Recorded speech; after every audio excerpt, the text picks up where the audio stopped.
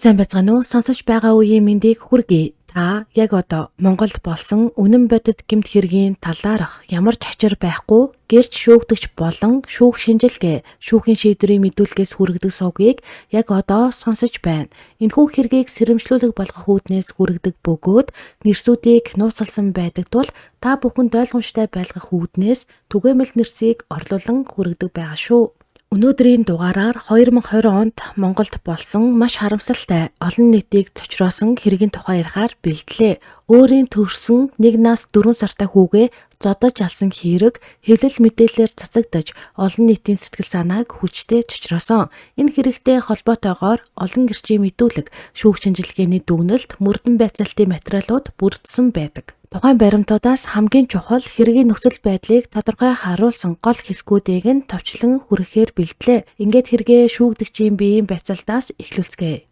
Шүүгдэгч Жавхан Монгол Улсын иргэн 1987 онд Сэлэнг аймагт төрсөн. Хэрэг үйлдэх үедээ 34 настай байсан. Жолооч мэргэжилтэй эрхэлсэн тодорхой ажилгүй ам бүл дүүрүү эцэгийнх ахын хамт Сэлэнг аймагт оршин суух хаягтай. Шүүгдэгч Жавхан урьд өмнө нь 2002 оны 3 дугаар сарын 5-нд Эрүүгийн хуулийн 123 дугаар зүйл ангиар буюу хүний эрүүл мэндэд хүндэвтэр хохирол санаатай учруулснаар 1 жилийн хорих ял. 2004 оны 4 дугаар сарын 14-нд Эрүүгийн хуулийн 145-ын 2 дугаар хэсэг буюу хулгайн хэрэгээр 6 сарын хугацаагаар хорих ял. 2007 оны 11 дугаар сарын 19-нд мөн л Эрүүгийн хуулийн 145-ын 2 дугаар хэсгээр давтан хулгайн гэмт хэрэгээр 2 жилийн хугацаатаагаар хорих ялыг тус эдэлж байжээ. Одоогийн холбогдсон хэргийн талаар дурдгад шүүгдэгч Жавхан 2020 оны 10 дугаар сарын 25-ны өдрийн 19 цагийн орчимд Сэлэнг аймагт өөрийн төрсөн хүү болох 1 нас 4 сартай тэлмүүнийг зодож олон тооны шарах гэмтэл үүсгэж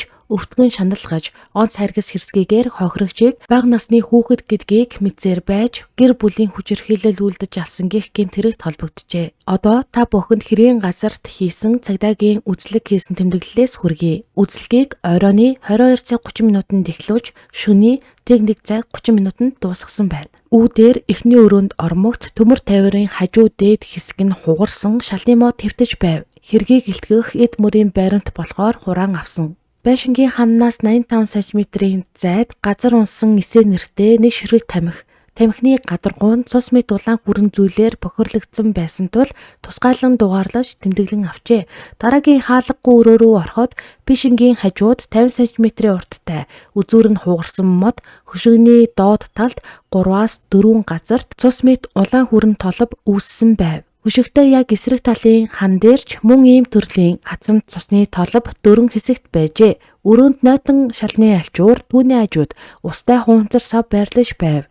Хэрэг толбогдолтой байж болох эд мөрийн баримтуудыг баримтжуулж баталгаажуулан авсан байна. Өргөн орон дээр үлгийтэй боосон эрэгтэй хүүхдийн цогцос байв. Хүүгийн бие дээшээ харсан, толгой нь хойш унсан байдалтай. 78 см орчим урттай, гар хүлэн шулуун, бүх мөчөд хөшөлт илэрсэн зүүн хацар, шанаа, чоморхай, чих орчмоор 14-ийг хүрчгэн 11 см-ийн хэмжээтэй том хэмжээний цус хуралт цулралттай. Нүүр, хамар, дуух, доод ирүү, гар, ташаа гээд биеийн олон хэсгээр хөхөрсөн, хүч хэрэглэгдсэн байж болзошгүй сорив цус хуралт илэрсэн. Хамарнаас цус гарсан, нүүрний булчин сул, ирүү хэсэг сул хөшөлттэй байсан байна. Аман зөөлөн жимээсэн, шүдэн бүрэн, хууханд нь шаргал үстэй.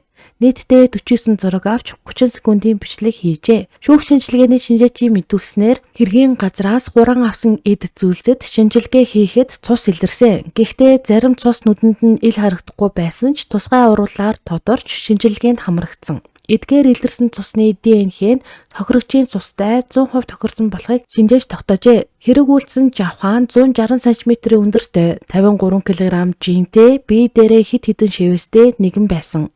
Баруун гарын эрхийн хурууны ард зол гэсэн бичигтэй дунд хуруунда загалмай хэлбэрийн шивэстэй бугуу ясны орчимд хас тэмдэг сийлүүлсэн байна. Мөн зүүн шуух хэсэгт нь шанах хэлбэрийн 7 шивэс байсан. Түүний биеийн олон хэсэгт илэрсэн улаан хүрэн толб цус мэт бохирдол байсан. Жишээлбэл цээжний хоёр талд нь игэмний доор хэсгүүдэд улаалт, улаан толбоднууд, зүүн хөлийн хуруу, уул хэсэг, баруун хөлийн бүхэл хэсэгт цусан дүүрэгдсэн мэт уул мөрөөд илэрчээ. Ингээд та бүхэнд амь хохирогчийн ээж буюу Сарагийн мэдүүлгээс та бүхэнд хүргэе. Орой 19 цаг дөхүүлээд ээж болон том хүү нарын хамтаар манай гэрийн хойд талд байдаг эгчийнхээ гэрт орж зарж байгаа барааг нь үзэхээр гарсан ба гэрт манай нөхөр Жавха, дунд хүү Түшиг, баг хүү Тэлмөнөр үлдсэн. Тухайн үед би гэрээсээ гарахдаа Жавхад хандан хоёр хүүгээ хараад байж байгаарэ. Хойшоо орж угаасан юмыг нөгөөд бараа үзчихээд удахгүй ирнэ гэж хэлээд гарсан. Тухайн үед Жавха хүүг тоглуулад гэртээ үлдсэн. Ингээд бид нэр эгчийн гэрт ороод 10 гаруй минут болсон байх. Буцаад гэрлэгээ явсан ба би төрүүлээд алхаад явсан бөгөөд араас манай хүү ээж хоёр явж байсан. Тухайн үед гэрийнхээ хашаанд ороод ирэхэд манай гэрийн хаалга онгорхой, манай бүх гэрлүүд асаалттай байсан. Тэгээд би гэртээ ороход Жавха галдгооны өрөөний ширээний хажууд гадуур хувцаа өмсчихсэн. Манай дунд хүүгийн гадуур хувцсыг өмсүүлчихсэн зогсож байсан. Тэгэхээр нь би гадаа хүтэн байхад хаалгуудаа онгорхоо хайчихсан байх юм гэж хэлсэн. Тэгээд би зочны өрөөнд ороод буудан дээр суугаад баг хүү Тэлмөнийг харахад байхгүй байсан бөгөөд дунд хүү гүйж ирээд ээжээ та тэрийг хараа гэд цонхны зүг заахад манай баг хүү Тэлмөн цонхны доор хөшигний доод талд толгой хэсэг нь үүд рүү харчихсан хэвтэж байсан. Тухайн үед баг хүү Тэлмөний хамар амнаас нь цус гараад толгой нь хавдаж хөхөрсөн байсан. Тэгээд би баг хүү Тэлмөнийг тэрвэрч авч уйлаад буудан дээр тавиад эгч рүү уцаар залгаж эгчээ та ороод ирэх үү? Энэ Жавха чинь Тэлмөнийг алаад хайчихсан байна гэж хэлсэн. Ингээд дуудалгүй манай эгч манай гэрт орж ирээд Жавхаг шалны модоор цохиод шалны мод хугарсан. Энэ үед Жавха юу ч ярихгүй байсан. Тэгээд цагдаад дуудлага өгсөн бөгөөд удалгүй эмч цагдаа нар ирсэн.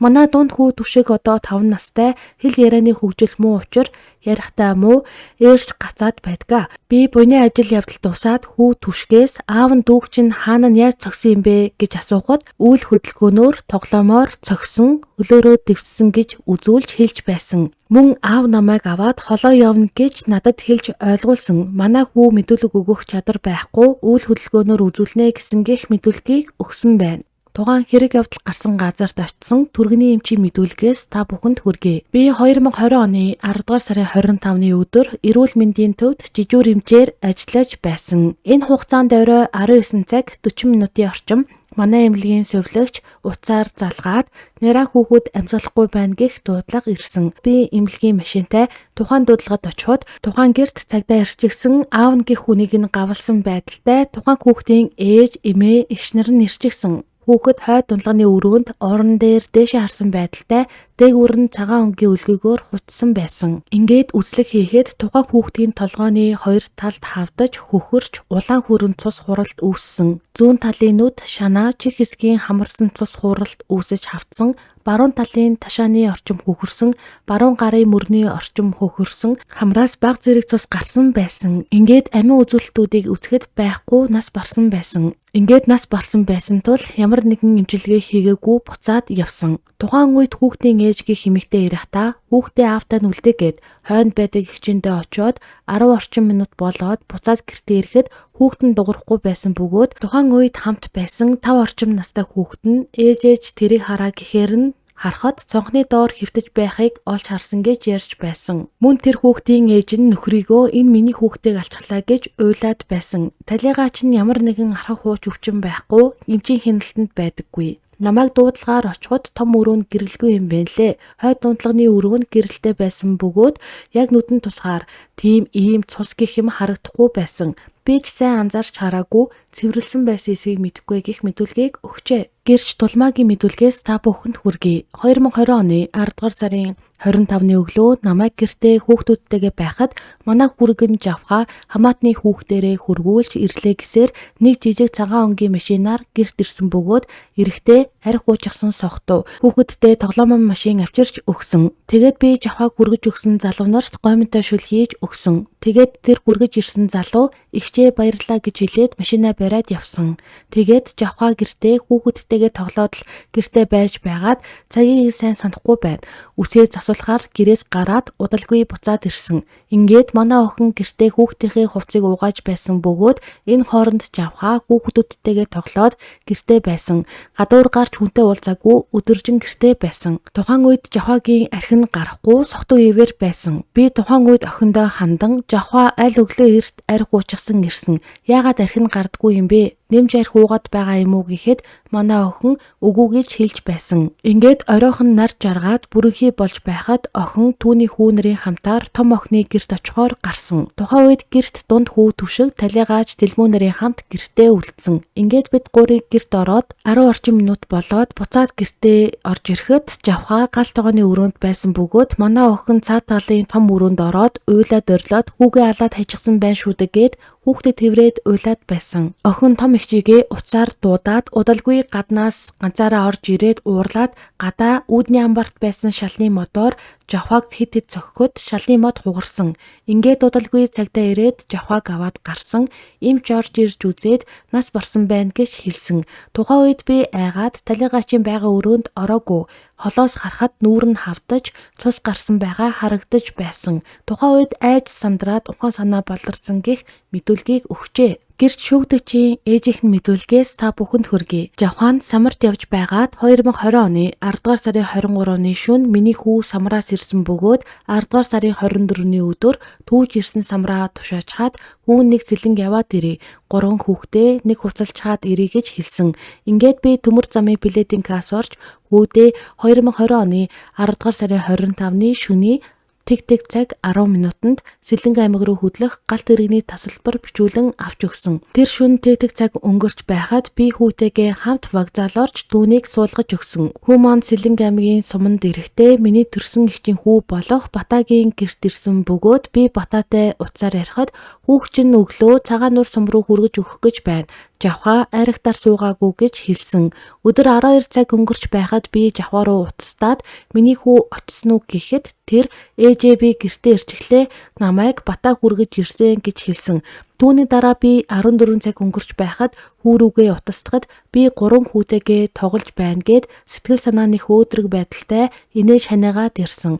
Тэгээд би гэртээ байж байгаад 19 цаг дөнгөж өнгөрч байхад төрсөн хүү инхээгийн гэрт очоод бужинаад байж байхад манай нөхөр над руу уцсан бөгөөд тэр бэр утастаад энэ Жавхачин хүүхдээ алчглаа шүү дээ гэд байна гэхээр нь би Сараа руу утастахад Сараа танаа Жавхачин хүүхдээ алчглаа шүү дээ муу эмгэн минь гэд над руу хашгирахаар нь би шоконд орж өөдөөс нь юу хэлэхээ мэдэхгүй байхад манай хүү надаас хинбэ гэж асуухаар нь би уцаа хүүдээ өгсөн. Тэгтэл хүү бэртээ уцаар ярьсан. Сараа нөхөртөө хайр халамж муутай, ажилд муу, залхуу байна гэж хэлэхээр хэрүүл маргаан хийдэг хүүхэд байгаа юм. Би хүү Жавхаг хүүхдээ ална гэж огт байхгүй гэж хэлмээр байна. Тэм зүйл санаанд огт багтахгүй байна. Би хүүтэйгээ ярахад удаа дараа утастахад уцаа авахгүй байсан. Миний хүүгийн хувийн зам байдал даруй төлөв. Найз нөхөд олонтой хамт олон ч хүүхэд байгаа юм. Тэрээр суманд байхдаа хүмүүсийн хамт модонд явж хөрөөчин ажил хийдэг. Ер нь бол гэр бүлийнхээ төлөө болгож бүтээнэ гэд явдаг хүүхэд гих мэдүүлгийг өгсөн байна. Мөн шүүгдэгчийн ээж дахин мэдүүлэг өгөхдөө миний хүү 2 дагвар хүүхэдтэй хүүхэнтэй суусан бөгөөд 2 дагвар хүүхэд рүүгээ муухайч харж үзээгүй хүн төрсөн хүүхдээ ална гэдэгт би итгэхгүй л байна. Тэр хүүхэнтэй гэр бүлийн харилцаатай гэдэг боловч цуг амьдрдаггүй. Нэг жилд 2-оос 3 удаа сум руу явдаг. Байнга л гэртээ нөхөр бид хоёртой цуг байсан. Ажил төрөл болдвол хийгээд олсон мөнгөө эхнэр хүүхэд болон аав ээж хоёртоо зарцуулдаг байсан. Хүнтэй маргалдаж муудаж байгаагүй, хүнтэй их зөв боловсон харьцдаг, найз нөхөд болон гэр бүлийн гишүүдийн дунд нэр хүнд сайтай хүүхэд байгаа юм гэх мэдүүлгийг өгчээ. Гэрч шүүгдэгчийн төрсөн дүүгийн мэдүүлгээс та бүхэнд хүргэе. Би Жавхагийн төрсөн дүү байгаа юм. Жавха эхнэртэйгээ хамт амьдраад 5 жил болж байна. Гэхдээ нэг доороо амьдрдаггүй, эхнэр нь хаяа ирдэг. Жавхач эхнэр хүүхэд дээрээ очдог байсан. Эхнэртэйгээ суухдаа эхнэр нь дагвар 2 хүүхэдтэй байсан бөгөөд суугаад баг хүүнд гарсан юм. Самарт яваад 30 орчим хоноод 2020 оны 10 дугаар сарын 24-ний өдөр ирсэн юм. Тэгээд эхнэр хүүхдүүд дээр очино гээд 10 дугаар сарын 25-ны шөнө суудлаар аймгийн төв рүү явсан. Самраас ирсэн өдрөө гадуур жаахан арх уусан байсан. Би тэр өдөр ээжийнхээр орсон чинь эхнэр нь утастаад жавхаа гэр гээд байгаа бололтой ирэхгүй бол энэ хүүхдийг чинь гаргаа хайчихсан шүү гэх мэтээр хэлж хашгичаад дахин утастаад байсан. Тэгэхээр нь би хэд хоног амарч байгаад явахгүй юу гэсэн чинь жавхаа одоо явъя. Тэгэхгүй бол утастаад зүгээр байлгахгүй. Чи намайг цагаан нуур руу хүргээд өгөөч. Би бензин хийгээд өгье гэхээр нь би яах юм бэ? Та суудлаар яв, тэр нь зардал мөнгө баг тусна гэж хэлж байсан юм. Тэгээд шүн суудлаар явахдаа архин гарчихсан, эрүүл болсон байсан. Жохогийн аав руу утастаад танаа хүүхдээ алжглаа гэж хэлэхэд нь би утсыг нь аваад юу яриад байгаа юм бэ гэхэд бэрийн их чинь утсыг нь аваад ах чинь хүүхдээ алжглаа гэд байсан. Тэгэхээр нь юу яриад байгаа юм бэ? Цаадах чинь байна уу та нартай? Яруул атгааш гэж хэлээд жохотой ирсэн чинь би хүүгээ алаагүй шүү. Эднэр намайг гүжирдчихлээ гэж хэлээд утсан тасарсан гих мэдүүлгийг өгчээ. Одоо та бүхэндээ Сэлэнг аймгийн шүүх шинжилгээний албанаас гаргасан дүгнэлтийг танилцуулъя. 2020 оны 12 дугаар сарын 4-ний өдөр Сэлэнг аймаг дахь шүүх шинжилгээний албанаас гаргасан дүгнэлтэнд дурдсанаар талигач нь гавал тархины маш хүнд гэмтэл авсан байна. Гавал ясны зулайн гурвалжин хэсэг цөмөрсөн баруун чамархаан дээр гавлын хүндээ рүү нэвтэрсэн хугарал дүүссэн байсан. Хатуу тархины хальс урагдсан, тархины аалзан хальсан дор цус харвалт үүссэн байв. Уушигны гэлтэн хальсны доор мөн цус харвалт байсан. Талигаачийн нүүр болон толгоон хэсэгт улаан хүрэн цус хуралд, зулгаралт ихээр илэрсэн. Түүнчлэн нуруу, гар, хөлийн зарим хэсэгт цус хуралд, зөөлөн эдийн нэвтрэл гэмтэл илэрсэн байна. Эдгээр гэмтлүүд нь хатуу мохот зүйлийн хүчтэй нөлөөгөөр үүссэн гэж тогтоогдсон бөгөөд талигач амьд байхдаа эдгээр гэмтлүүдийг авсан байх боломжтой хэмээн дүгнжээ. Мөн талигач нь гавал тархины хүнд гэмтэл шархнаас болж хурц цус алдалт, амьсгал, зүрх судасны дутагдалд орж 2020 оны 10 дугаар сарын 25-ны орой 18-аас 20 цагийн хооронд нас барсан байх гэж үзсэн байна. Гэмтлийг ямар дарааллаар авсныг нь тодорхойлох боломжгүй бөгөөд тухайн гэмтлүүдийг босоо, суугаа, хэвтээ альж байрлалаас авсан байж болно гэсэн дүгнэлт гарсан байна. Ингээд шүүгтэж жавхагийн шүүх төгсөн мэдүүлгээс сонсоцгоё. 2020 оны 10 дугаар сарын 24-нөөс 25-нд шилжигшүн суудлаар сум руу явсан. Тухайн үед вагонд суугаад унтчихсан байсан. Тэгсэн чинь вагоны проводник дуудаж сэрээсэн. Вагоноос буутал цагаан нуур сум руу явдаг машин нь явчихсан байсан. Тэгээд би өглөө эрт айлд очиод явахыг гэж бодоод вагоны заал дотор сууж байгаад гэгээ оронгууд садангийн залуугийн гэрт очиод цагаан нуур сум руу хүргээд өгөөч гэхэд ахын машиныг аваад хүргээд өгье гэж хэлсэн. Ахын машинаар хамт сум руу хүргэж өгсөн. 2020 оны 10 дугаар сарын 25-ны өглөө гэртээ очиход манай гэрт хадам, ээж, эхнэр 3 хүүхдийн хамт байсан. Тэгээд надад хоол цай хийж өгөөд хоол унд идээд явсан. Би гэртээ үлдсэн. Тухайн өдөр хүүхдүүдтэйгээ тоглоод байж байсан. Тухайн үед арх угаагүй байсан. Чи ирэхгүйгээд байсан. Яах гэж ирсэн юм гээд дургуйтсан. Малгайтай байсан тул үсээ засуулах гээд гараад сумын төвд байдаг үсчний газар дээр очиод үсээ засуулсан. Засуулгаасаа өмнө нэг ширхэг 0.33 г хараа арх, нэг шил пив авсан. Уг авсан арх пивээ ганцаараа уугаад үсчин орсон. Ингээд үсээ засуулаад хазаар зарж байхаар нь сонирхоод худалдаж авсан. Үсчний газраас гараад 0.5 г арх аваад гэрлэгээ явсан. Ингээд архийг гэртээ нууцаар авч ороод дээрээс нь 100 г уучихсан байсан. Тухайн арх уусныг манай эхнэр мэдээгүй. Тэгээд түүнээс хойш гэрээсээ гараагүй. Баг хүү тэлмүнийг тоглуулад байж байсан. Түүнээс хойш арх уусандаа сохтоод ухаан алдаж тасарсан. Юу босныг мэдээгүй. Нэг сэрхэд игч намайг шалны модоор цохиж байсан. Дахин ухаан балартаад сэрхэд цагдаа ирчихсэн. Би гавтай машин дотор сууж байсан. Би тэлмүний амь насыг хохироосон зүйл ангийг хүлээн зөвшөөрч байна. Харин гэр бүлийн хүчирхийлэл үйлдсэн гих зүйл ангийг хүлээн зөвшөөрөхгүй байна. Би өөрийн хүү тэлмүнд маш их хайртай байсан. Миний хүү бөгөөд анхны хүү байсан гих мэдүүлгийг өгчээ. Мөрдөн байцаалтын явцад цугларсан нотлох баримтууд олон талын шинжилгээ, шинжээчдийн дүгнэлтүүдээр тухайн хүнийг гин буруутай болохыг шүүх тогтоосон. Эрүүгийн хуулийн тусгай ангийн 11-р зүйлийн 2 дахь хэсгийн 2.1, 2.7, 2.8 дахь хэсэгт тус зааснаар онц харгас хэрсгийгээр хохирогчийг бие хамгаалж чадахгүй бага насны хүүхэд гэдгийг мэдсээр байж гэр бүлийн хүчирхийлэл үлдэж 1 нас 4 сартай тэлмүнийг авсан гэмт хэрэгт буруутайд тооцжээ. Шүүхээс шүүгдэж авахад 20 жилийн хугацаагаар хорих ялыг оноосон бөгөөд тухайн ялыг хаалттай хорих ангид эдлүүлэхээр шийдвэрлэжээ. Өнөөдрийн хэрэг энэ хүрээд тусаж байна. Үнэхээр харамсалтай, санаанд багтамгүй хэргийг та бүхэнд хүргэлээ. Та бүхэн суугаа дагаагүй байгаа бол дагаараа гэж хэлмээр байна. Мөн хажуу дахь хонхыг нь идэвхжүүлэх юм бол дараагийн дугаараа цаг алдалгүй хүлээн авнаа. Баярлалаа, баяртай.